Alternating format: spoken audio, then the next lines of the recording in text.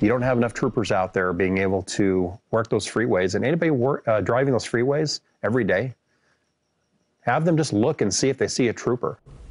So when was the last time you saw a state police trooper on the side of the road? Well, tonight, the union representing those men and women is sounding the alarm, saying at some points there are just a handful of police monitoring our major freeways and roads.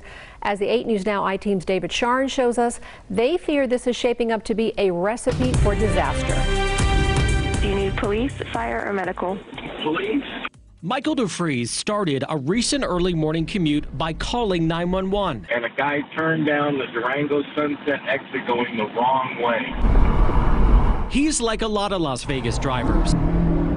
I see guys going by at 90 miles an hour. On this day, DeFries was pulling onto the 215 near Durango when that driver started going the wrong way. If anybody's on that off-ramp, they're going to hit somebody or kill somebody already. He says by the time he got to a state police dispatcher, the car was out of sight. He doesn't know if a trooper ever responded. I see very little during the day, much less. There's even less at night. We have shifts, day shifts that have 6 troopers working the valley. Graveyards, maybe 3 or 4 sometimes. 3 or 4 troopers covering the entire Las Vegas Valley overnight. Wayne Dice is with the Nevada Police Union. In my almost 29 years of law enforcement, I've never seen this before. He says Nevada State Police Highway Patrol is seeing a 50% vacancy rate. Records obtained by the 8 News Now I-Team show a total of 92 uniformed officers for the entire Las Vegas Valley in 2014. That number fell to 72 last year. The union says it's now 60. You don't have enough troopers out there being able to work those freeways. And anybody driving those freeways every day, have them just look and see if they see a trooper. A presentation given to the legislature last year included these startling statements. Most highways are not covered on Graveyard. Highway Patrol may get to the point where they must turn away certain calls for service, and response time to calls for service will continue to increase. Look at our fatality crashes.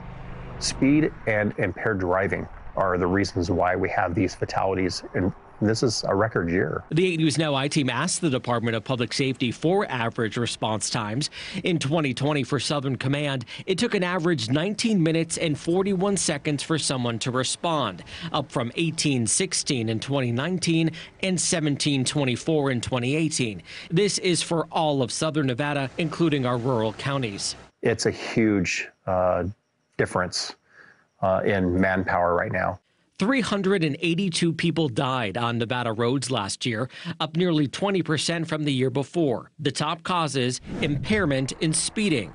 Amid the rise, the union says members of the department's DUI task force are being pulled to cover other shifts. This is an issue that has to be addressed right now because every week that goes by, we have more people leaving. It makes absolutely no sense.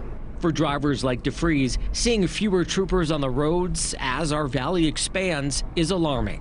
The chances of this happening and somebody getting caught, when you're doing 100 miles an hour down the street or down a freeway, you're covering a lot of time. The job posting right now for entry-level officers at DPS shows 65 vacancies.